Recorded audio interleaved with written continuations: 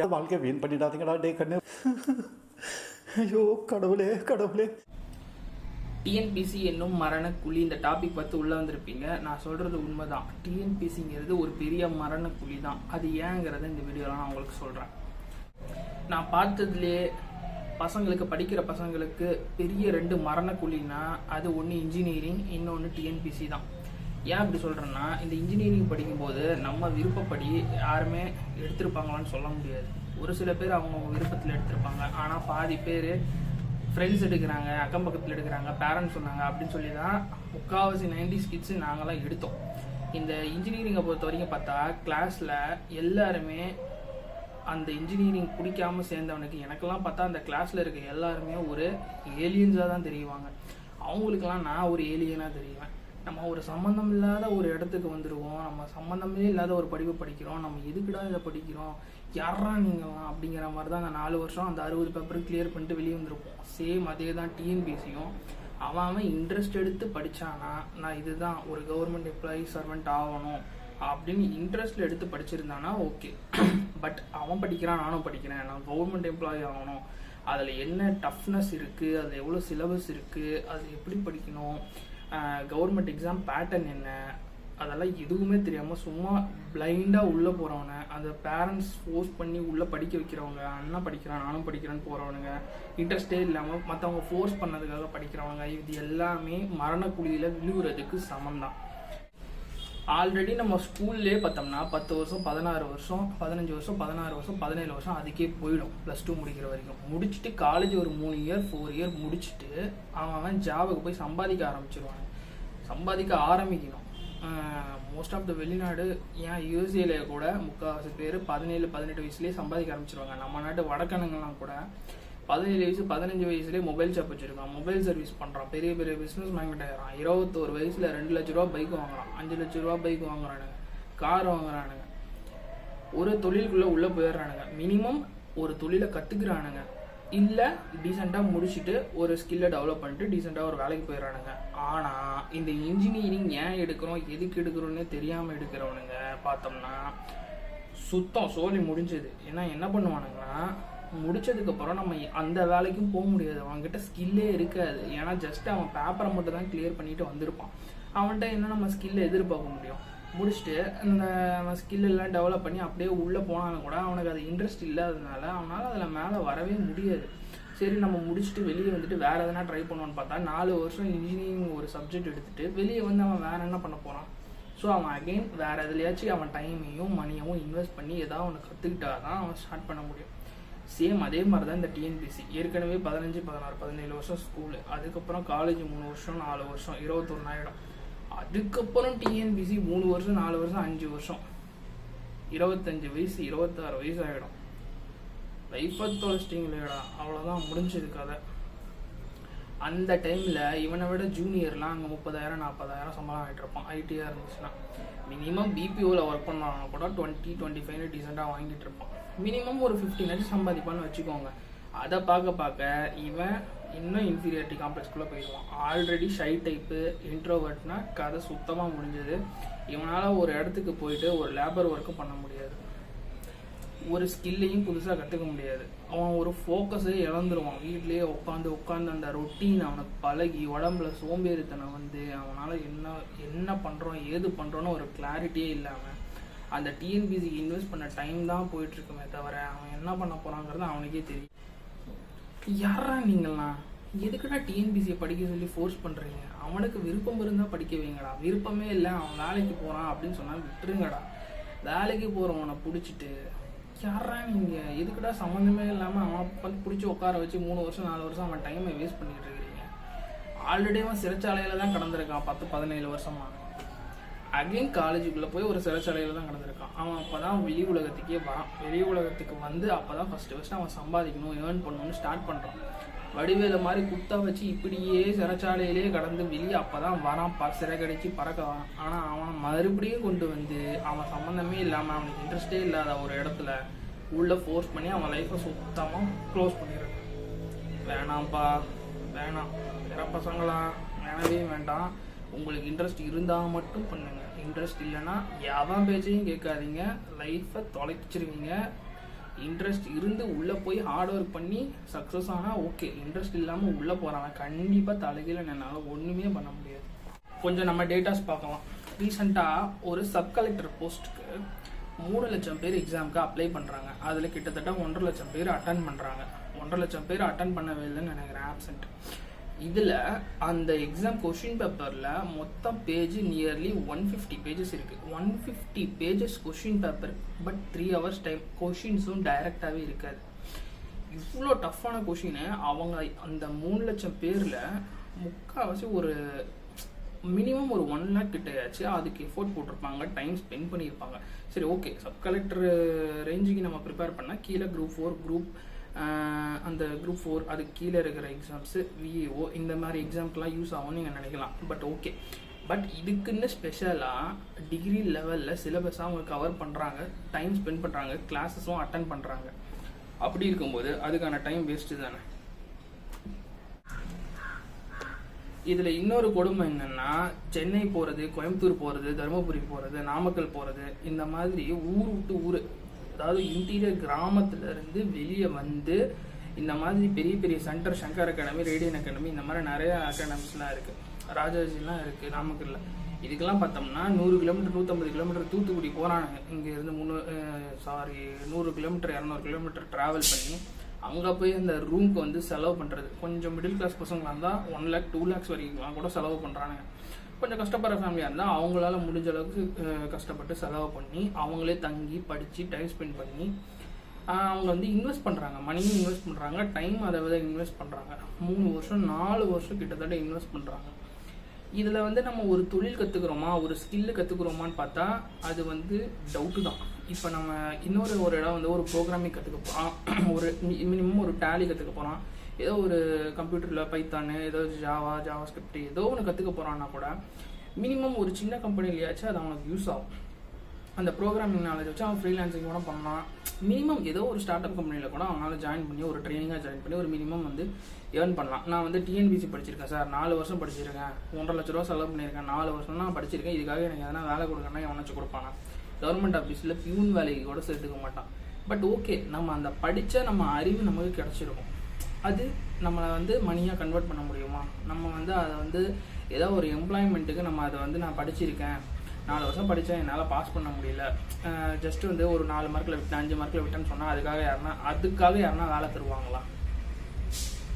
அது வந்து யோசிச்சு தான் பார்க்கணும். இது வந்து ஸ்கில்ல வரவே வராது, கண்டிப்பாக ஸ்கில்ல வராது. மேபி அந்த மாதிரி 1 or 2 மார்க்ஸில் குரூப் 2A இந்த மாதிரி ஒரு ஹை லெவலில் IAS IPS இந்த லெவலில் UPSC எழுதி விட்டவங்க வேணால் டீச்சிங்க்கு போகலாம். டிஎன்பிசிலேயே வந்து டீச்சிங்கு டுட்டோரியல் சென்டரில் இவங்கலாம் இருக்குது. இதில் வேணால் போய்ட்டு அவங்க வந்து கிளாஸ் எடுக்கலாம், அதுக்கு வேணால் யூஸ் ஆகும். இன்னொன்று பார்த்தோம்னா, இந்த டிஎன்பிசி படிக்கிறவன் எல்லாத்தையுமே ஒரு சின்ன சின்ன விஷயத்தையும் ஆழமாக யோசிக்க ஆரம்பிச்சிருவான். ஆழமாக யோசிச்சு எல்லாமே தனக்கு தெரியும் அப்படிங்கிற ஒரு மாயைக்கு வந்துடுவானுங்க. இந்த டிஎன்பிசி படித்தவங்க எல்லாமே பார்த்தோம்னா கிட்டத்தட்ட சொல்கிறேன்னு கோச்சிக்காதீங்க, ஒரு கொஞ்சம் சைக்கு மாதிரி தான் இருப்பாங்க. ஏன்னா அவங்க பிரெயினில் லாட் ஆஃப் இன்ஃபர்மேஷன், விக்கிபீடியா மாதிரி லாட் ஆஃப் இன்ஃபர்மேஷன் இருக்கும். டிஎன்பிசி மற்ற காம்படேட்டிவ் எக்ஸாம் மாதிரி பேங்கிங் மாதிரி 3 மாதத்தில் 4 மாதத்தில் முடியாது. கோர்ஸே கிட்டத்தட்ட 1 இயருக்கு நடக்கும். அவ்வளோ சிலபஸ் இருக்குது. 6th to 10th school books cover பண்ணோம், +1 +2 ஸ்கூல் புக்ஸ் கவர் பண்ணோம். குரூப் 2 எக்ஸாமுக்கு டிகிரி லெவலில் நம்ம ரெடி ஆகணும். கொஷின் இன்டெரக்டாக வந்தால் கூட நம்ம அதுக்கு ஆன்சர் பண்ணுறதுக்கு ரெடியாக இருக்கணும். மேத்தமெட்டிக்ஸ் சில பேருக்கு வரவே வராது. அதையும் மீறி பேசிக்ல இருந்து ஸ்கூலில் பக்கப் பண்ணி பாஸ் பண்ணி வந்தால் கூட இந்த டிஎன்பிசின்னு வரும்போது பேசிக்ல இருந்து அண்டர்ஸ்டாண்ட் பண்ணி படிச்சே ஆகணும். ஏகப்பட்ட ஃபார்முலாஸ் இருக்குது, ஹிஸ்ட்ரியில் இயர்ஸ் இருக்குது, ஃபிசிக்ஸ் கெமிஸ்ட்ரிலாம் புரிஞ்சிக்க வேண்டியிருக்கு. இவ்வளோ இன்ஃபர்மேஷன் அவங்க வந்து மொத்தமாக ஒரு டீச்சருக்கு ஈக்குவலாக அவங்க வந்து மைண்ட் செட் இருக்கணும், டீச்சருக்கும் மேலே இருக்கணும்.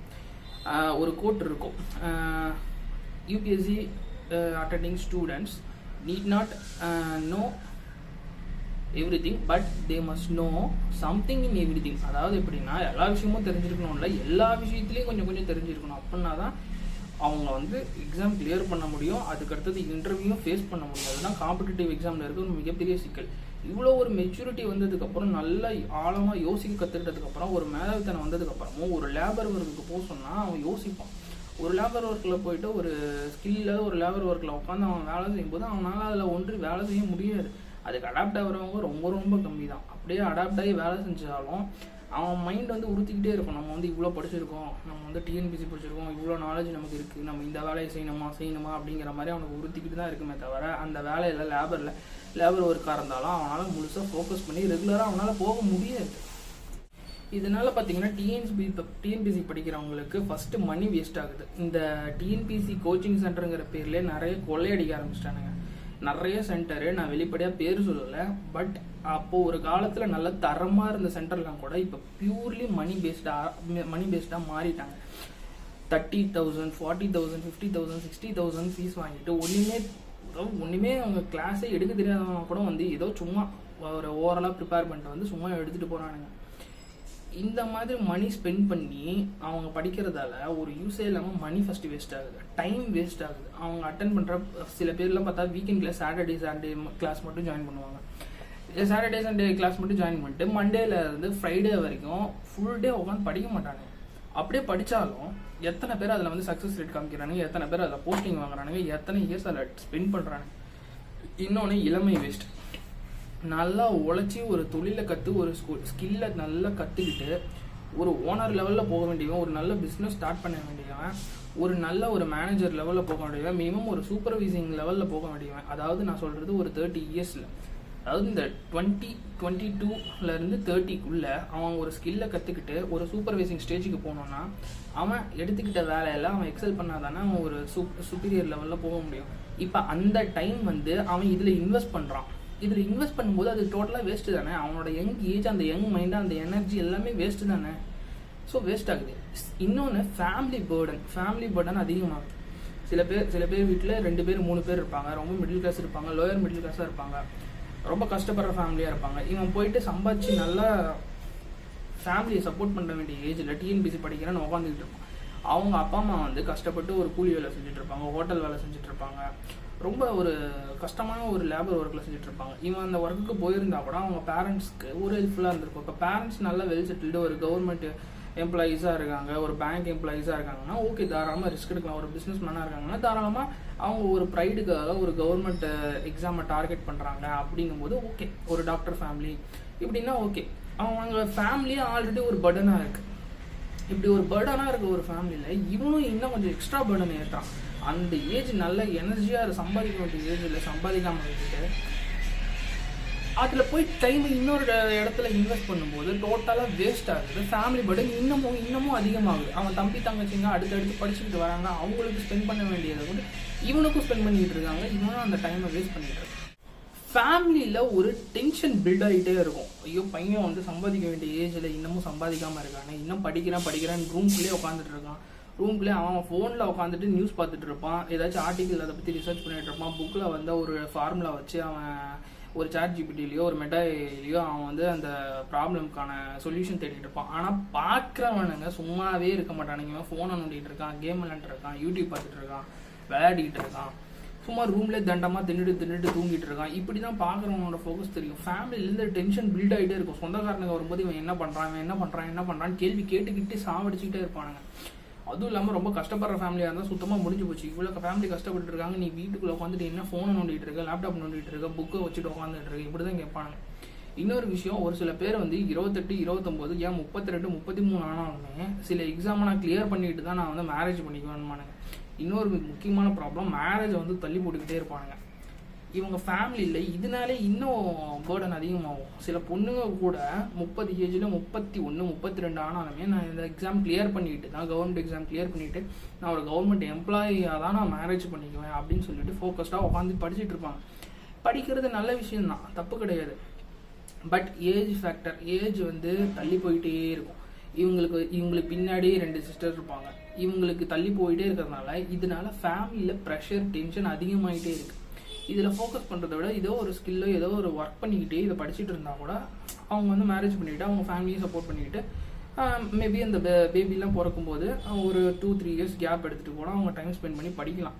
அது அவங்கவுங்க வசதியை பொறுத்தது தான். பட் ஃபுல் ஃப்ளெஜ்டாக 22 இயர்ஸ்லேருந்து 32 இயர்ஸ் வரைக்கும் கிட்டத்தட்ட ஒரு 10 வருஷம் ஃபோக்கஸ் பண்ணி டிஎன்பிசியே படிச்சுட்டு இருக்கேன்னு சொல்லும்போது எவ்வளோ ஃபேமிலி டென்ஷன் பில்ட் ஆகும்னு கொஞ்சம் யோசிச்சு பாருங்கள். அடுத்த விஷயம் சிலபஸ். டிஎன்பிசியை பொறுத்த வரைக்கும் சிலபஸ் கடல் மாதிரி.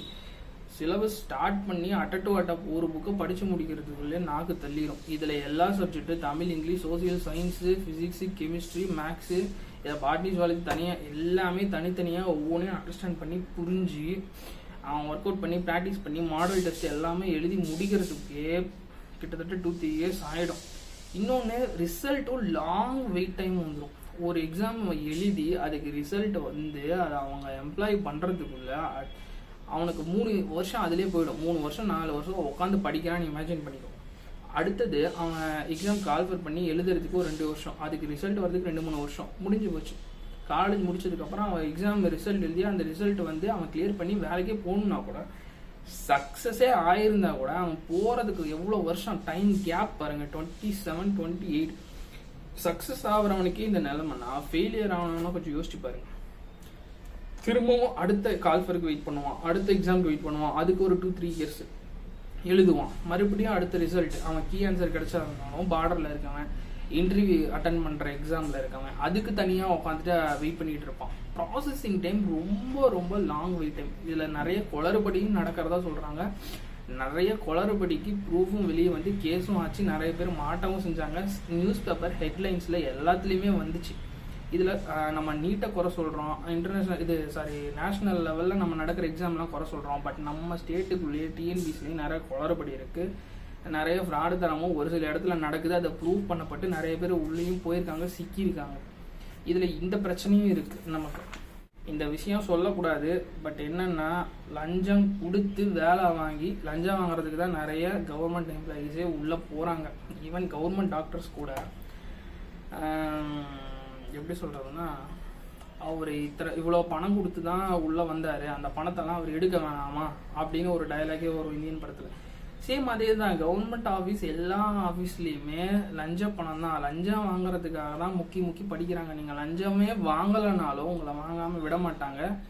இதுக்கு நிறைய ஆதாரம், நிறைய கேஸ் இல்லாமல் போகலாம். இதை நம்ம ப்ராக்டிக்கலாக கண்ணாலேயே பார்க்கலாம். ஸோ இந்த மாதிரி ஒரு கவர்மெண்ட் எம்ப்ளாயி ஆகணுங்கிறதுக்காக ஒரு வசதியான ஃபேமிலி எவ்வளோ எக்ஸ்ட்ரீம் ஸ்டெப்புக்கு போய் எவ்வளோ ஃப்ராடு தனம் வேணாலும் பண்ணுறதுக்கு ரெடியாகவே இருப்பாங்க. அதுவும் நடந்துக்கிட்டு தான் இருக்குது. பட் அது வந்து கண் மறைவாக நடக்குது, அது வெளியில் தெரியுது. இந்த ஜூனியர் பசங்கள்லாம் காலேஜ் விட்டு வெளியே வந்ததுக்கப்புறம் இவன் உட்காந்து டிஎன்பிசி நல்லா ஒரு எனர்ஜெட்டிக்காக ஒரு கான்ஃபிடென்ட்டாக படிக்க ஆரம்பிச்சிருப்பான். 2 வருஷம் 3 வருஷம் 4 வருஷம் ஆகும். நல்லா படிச்சுக்கிட்டே இருப்பான். ஃபஸ்ட்டு 2 வருஷம் ஃபுல் எனர்ஜியில் எல்லா சிலபஸையும் கவர் பண்ணி நல்லா படிச்சுட்டு இருப்பான். அந்த 4வது வருஷம் 5வது வருஷம் ஆக ஆக ஒவ்வொருத்தரும் அப்படியே கான்ஃபிடன்ஸ் லெவல் குறைய ஆரம்பிச்சிடும். அந்த எனர்ஜி, படிக்கிற இன்ட்ரெஸ்ட் எல்லாமே குறைய ஆரம்பிச்சிடும். அவனோட ஃப்ரெண்ட்ஸ் சர்க்கிள், பழைய ஃப்ரெண்ட்ஸ் சர்க்கிள்லாம் பார்த்தோம்னா மேலே போயிட்டு இருப்பானுங்க. ஃபஸ்ட்டு வெறும் 7 ரூபா 8 ரூபாயில் சம்பளம் வாங்கினவங்க கூட 12 ரூபா 13 ரூபா வாங்க ஆரம்பிச்சிருப்பானுங்க. அடுத்தது 15 ரூபா வாங்குவானுங்க. பெங்களூரு, நார்த் இந்தியா, அடுத்த ஸ்டேட்டு, அடுத்த கண்ட்ரின்னு போயிட்டே இருப்பானுங்க.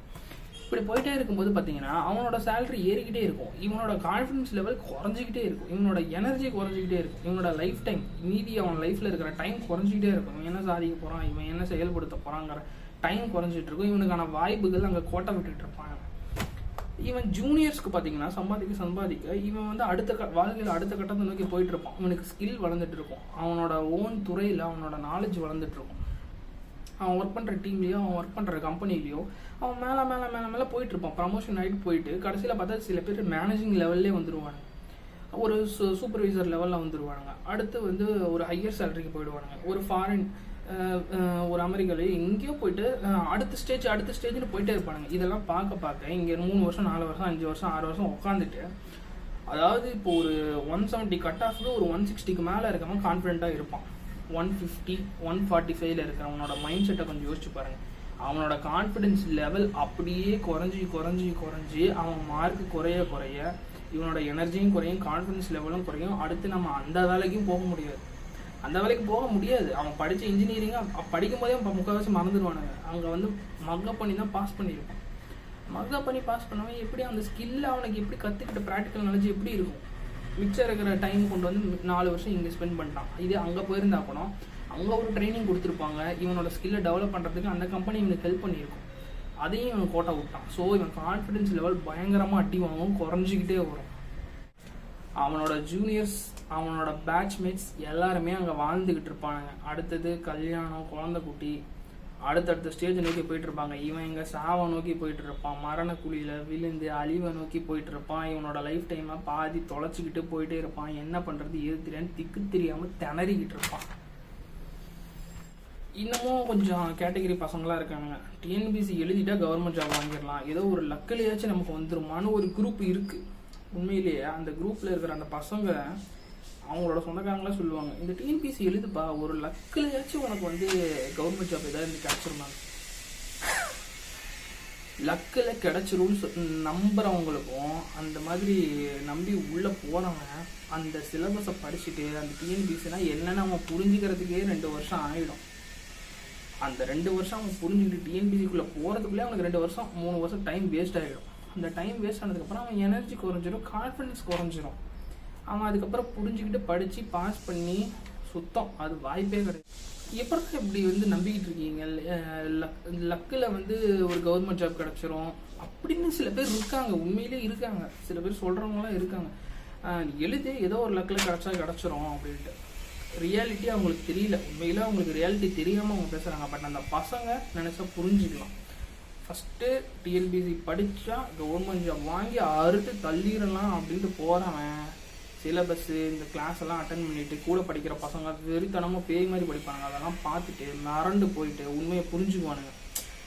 பட் பெரியவங்களுக்கு சில பேருக்கு புரியாது, ஏதோ லக்கில் உனக்கு வந்து பாஸ் பண்ணுறதுக்கு வாய்ப்பு இருக்குது எழுது அப்படின்னு சொல்லுவாங்க. பட் இவன் தான் கஷ்டப்படுவான், தனறிடுவான். அடுத்தது ஃபேக் மோட்டிவேட்டர்ஸ். ஃபேக் மோட்டிவேட்டர்ஸ் இதுதான் எனக்கு இந்த பேசுறதுலேயே எனக்கு ரொம்ப பிடிச்ச விஷயம். இந்த காலேஜ் எதிர் பேப்பர் மாதிரி சில நியூஸ் பேப்பர்லாம் நான் படிக்கும்போது, அதாவது காலேஜ் படிக்கும்போதே வந்து இந்த மாதிரிலாம் நடக்கும். எங்கே நடக்கும்னா இன்ஜினியரிங் காலேஜஸ்குள்ளேயே நடக்கும். நான் போயிருக்கேன். நீங்களும் ஆகலாம் ஐஏஎஸ், நீங்களும் ஆகலாம் ஐபிஎஸ் அப்படின்னு சொல்லிட்டு ஐஏஎஸ் ஐபிஎஸ் ஆஃபீஸர்ஸே கூட்டு வருவாங்க. கூட்டு வந்து அவங்க ஸ்பீச் எடுப்பாங்க. 1 hour 2 hours சும்மா பத்தி வரையும் அவங்க ஸ்பீச்செல்லாம் கேட்கும்போது ஒரு ஐஏஎஸ் ஐபிஎஸ்ஸை கூட்டு வந்து ஐஏஎஸ் நீங்களும் ஆகலாம் ஐபிஎஸ் நீங்களும் ஆகலாம்னு எங்கே தெரியுமா எடுக்கிறாங்க? இன்ஜினியரிங் காலேஜ்லேயே எடுக்கிறாங்க, கேம்பெயின் பண்ணுறாங்க. இதை வந்து நிறைய லீடிங் நியூஸ் பேப்பர்ஸ் வந்து நான் எந்த பேரையும் சொல்ல விரும்பல, லீடிங் நியூஸ் பேப்பர்ஸ் நிறைய பேர் ஸ்பான்சர் பண்ணி ப்ரோக்ராம்ஸ் நடத்துகிறாங்க, கேம்பெயின் பண்ணுறாங்க. ஏன்டா உங்கள் நியூஸ் பேப்பரை உங்களோட மேகசினை பப்ளிஷ் கேம்பெயின் பண்ணுறதுக்கு ஸ்டூடெண்ட்ஸை ஏன்டா பலிக்கடை ஆகுறீங்க? இது வந்து ஃபேக் மோட்டிவேஷன், 100% ஃபேக் மோட்டிவேஷன் தான்.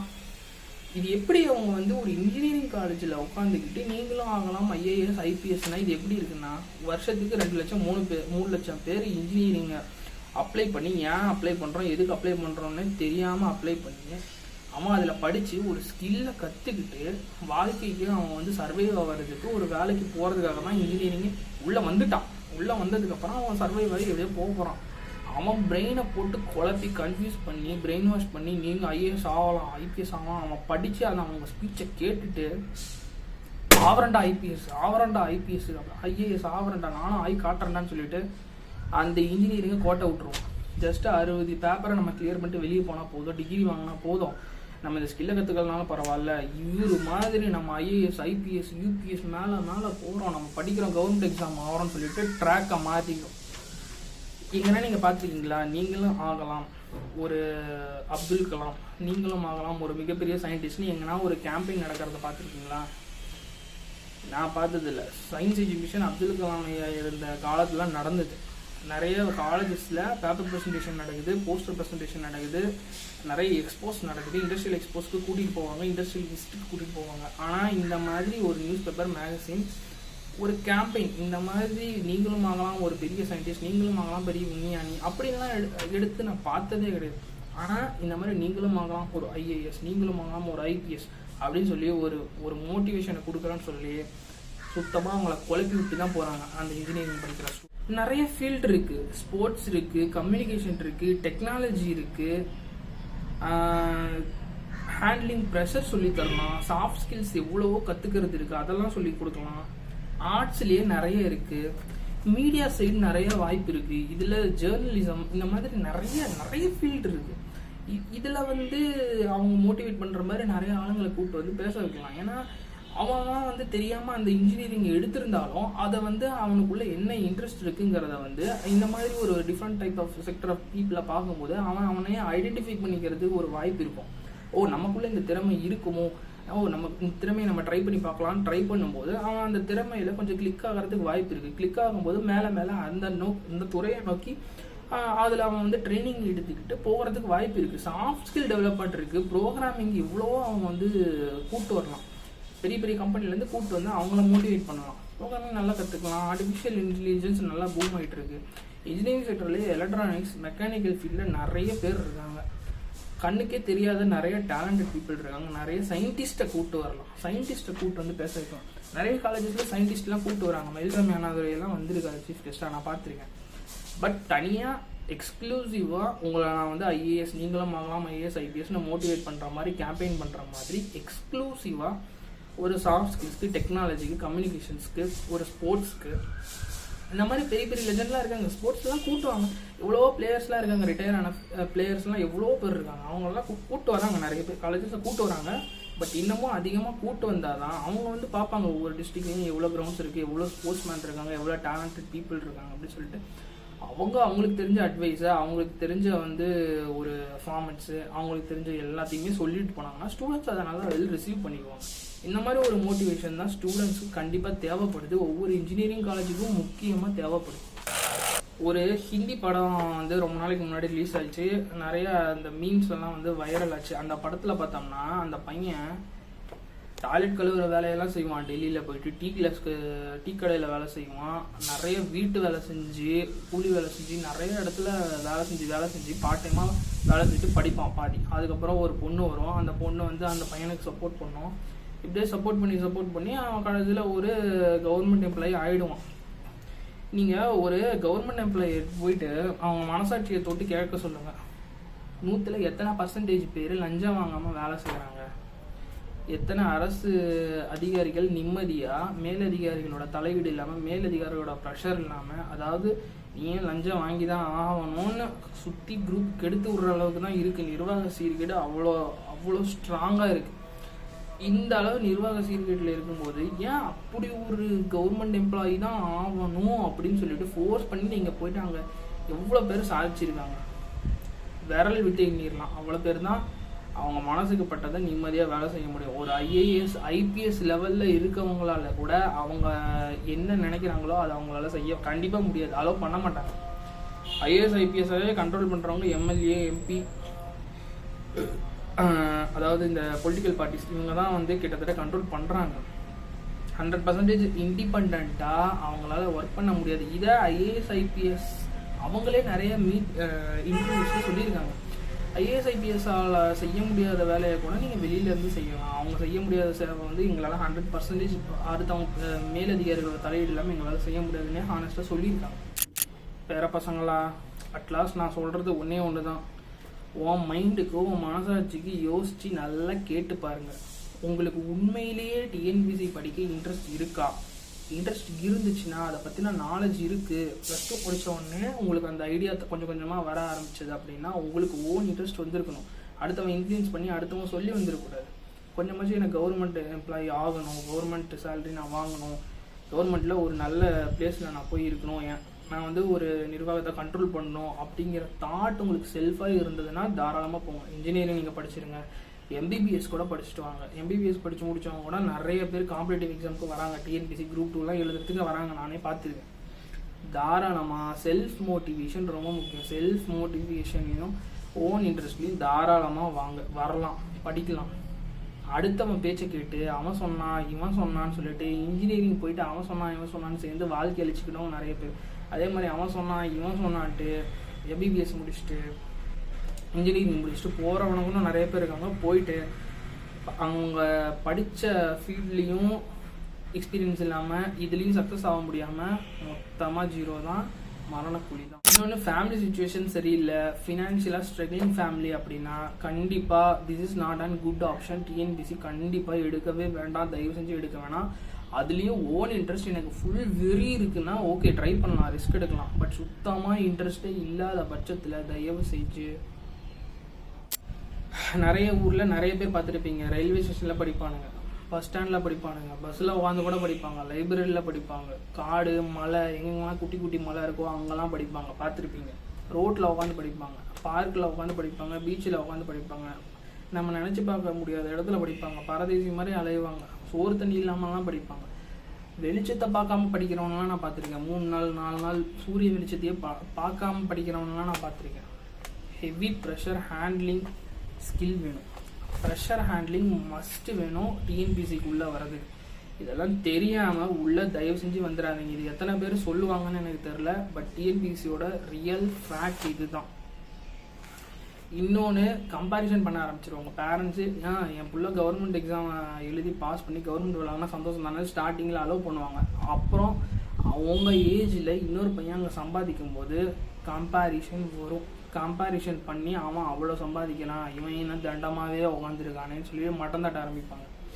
இந்த மாதிரி நிறைய அவமானங்கள், பிரச்சனைகள், காம்ப்ரமைசஸ், எந்த ஃபங்க்ஷனுக்கும் போகாமல் இருக்கிறது, தீபாவளி பொங்கல் எல்லாத்தையுமே இழக்கணும். உங்களால் நார்மல் மனுஷன் மாதிரியே இருக்க முடியாது. கம்ப்ளீட்டாக ஒரு ஏலியன் வாழ்க்கை மாதிரி தான் வாழணும். இந்த கேஷுவலாக ஜாலியாக இருந்துகிட்டே படிக்கிறேன், நான் வந்து விளையாட வேண்டிய நேரத்தில் விளையாடுவேன், படிக்க வேண்டிய நேரத்தில் படிப்பாங்கிற கதையெல்லாம் ஸ்கூல் காலேஜோட ஓவர். டிஎன்பிசி யூபிஎஸ்சி பொறுத்த வரைக்கும் கம்ப்ளீட் ஃபுல்லாக அதில் அட்ரஸ் ஆனால் மட்டும்தான், ஃபுல்லாக அதில் வந்து கம்ப்ளீட் ஆனால் மட்டும்தான் சக்ஸஸ் ரேட் ஆக முடியும். இல்லைன்னா வீட்டிலே வச்சு செஞ்சு அடுத்து போட்டுருவாங்க. இதில் இன்னொன்று பார்த்தீங்கன்னா, ஜெயிச்சிட்டோம்னா எனக்கு அப்பாவே தெரியும் இவன் ஜெயிப்பான் அப்படின்னு சொல்லுவாங்க. தோத்துட்டிங்கன்னா எனக்கு அப்பாவே தெரியும் இவன் வீணாக தான் போவான் அப்படின்னு சொல்லுவாங்க. எல்லாத்துக்குமே எனக்கு அப்பாவே தெரியும்னு சொல்கிற குரூப் ஒன்று இருக்கும். இவங்கெல்லாம் நீங்கள் கஷ்டப்படும் போது சப்போர்ட்டும் பண்ணியிருக்க மாட்டானுங்க, மட்டமும் தட்டியிருப்பானுங்க. முடிச்சதுக்கப்புறம் அதாவது சப்போர்ட் படிக்கும்போது சப்போர்ட்டும் பண்ணியிருப்பானுங்க, முடிச்சதுக்கப்புறமும் மட்டமும் தட்டுவாங்க. ஒரே மாதிரி பேசவே மாட்டாங்க. So be ready for that. இதில் முக்கால்வாசி பாதிக்கப்பட்டது 90s கிட்ஸு தான். 90s கிட்ஸ் பேரண்ட்ஸ் முக்கால்வாசி டாக்ஸிக் தான். டாக்ஸிக்காகவும் இருப்பாங்க, நார்சிஸ்டிக்காகவும் இருப்பாங்க. இதுக்கு எக்ஸாம்பிள் என்னென்னா, ஸ்டூடெண்ட்ஸ் பசங்களோட முக்கால்வாசி டெசிஷன் லைஃப் டைம் டெசிஷன் அவன் +1 +2 என்ன குரூப் எடுக்கிறாங்கிறத அவங்க தான் டிசைட் பண்ணுவாங்க. அவனுக்கு ஒரு ஐடியா இருக்கும், அவனுக்கு ஒரு இன்ட்ரெஸ்ட் இருக்கும், அதை எடுக்க விடவே மாட்டாங்க. காமர்ஸ் எடுக்கிறனுமா அவனை கொண்டு போய் பயாலஜியில் உட்கார வச்சுருவாங்க. பயாலஜி படிக்கிறனவா அவனை கொண்டு போய் கம்ப்யூட்டரில் உட்கார வச்சுருவாங்க. கம்ப்யூட்டர் படிக்கிறனவா அவனை கொண்டு போய் பயாலஜியில் உட்கார வச்சுருவாங்க. சரி, காலேஜ் ஆச்சு என் விருப்பத்துக்கு நான் இதை யாரும் படிக்காத ஒரு நல்ல கோர்ஸாக படிக்கிறேன், அவன் சொல்கிற குரூப் கூட ஒரு லைஃப் சர்வைவலுக்கு ஏற்ற மாதிரி தான் இருக்கும். ஆனால் இந்த குரூப்பெல்லாம் ஒரு குரூப்பா, இதெல்லாம் எதுக்கு எடுக்கிற, இதெல்லாம் யாருமே எடுக்கல, எல்லாரும் மெக்கானிக்கல் தான் எடுக்கிறாங்க, எல்லாரும் கம்ப்யூட்டர் சயின்ஸ் தான் எடுக்கிறாங்கன்னு சொல்லிட்டு ஏதோ ஒரு காலேஜில் அவங்க விருப்பத்துக்கு அவங்க இஷ்டத்துக்கு ஏதோ ஒன்று எடுத்து விட்டுறது. அவன் போயிட்டு அந்த 4 வருஷம் ஏலியன் மாதிரி படித்து முடித்து வெளியே வந்து நின்னானா அவன் தான் லைஃப்பை ஃபேஸ் பண்ணுவான். இன்னொன்று முக்கியமான இந்த 90s கிட்ஸ் வீணாக போனதுக்கு ரீசன் டாக்ஸிக் பேரண்ட்ஸ் தான். இன்னமும் இருக்காங்க இந்த மாதிரி டாக்ஸிக் பேரண்டிங். சமீபத்தில் நீயா நானால ஒரு அம்மா ஒரு பையனை வச்சு கிளின்னு கிழிச்ச வீடியோ ரொம்ப நாளைக்கு முன்னாடி வைரலாக போச்சு. சொல்லு, நீ என்ன மார்க் வாங்கியிருக்க அப்படின்னு சொல்லியிருக்கோம், பார்த்துருப்பீங்க. இந்த மாதிரி பேரண்ட்ஸ் வெரி வெரி டாக்ஸிக். நல்ல டேலண்டடாக நல்ல ஒரு வேற லெவல் கரியருக்கு போகிறவனா கூட சோழியை சுத்தமாக முடிச்சு விட்ருவாங்க. இந்த மாதிரி பேரண்ட்ஸ் தான் ரீசன். ஏண்டா டாக்ஸிக் பேரண்ட்ஸ், நியாயமா இது? 90s கிட்ஸ்க்கு ஒரு மிகப்பெரிய செவராக இருந்தது இந்த இன்ஜினியரிங். அதே மாதிரி இப்போது டிஎன்பிசிங்கிற செவரும் இருக்குது. நிறைய பேரை நான் பார்த்துக்கிட்டு இருக்கேன். இந்த செவருங்கெல்லாம் இன்னும் எத்தனை பேரை காவு வாங்க போகுதோ தெரியல. நன்றி ஃப்ரெண்ட்ஸ். ஏன் வாழ்க்கையை வீண் பண்ணிடாதீங்கடா டே கண்ணு. ஐயோ கடவுளே கடவுளே, கண்ணு வேண்டாடா சாமி. தாத்தா உங்கள் பாதத்தை தொட்டு வணங்குறேன். திருந்திங்கடா கண்ணு, திருந்திட்டு ஒரு தமிழ்நாட்டில் ஒரு சாதனை பண்ணுங்கடா கண்ணு. என்னத்தை சொல்கிறதுன்னு தெரியலடா கண்ணு டே.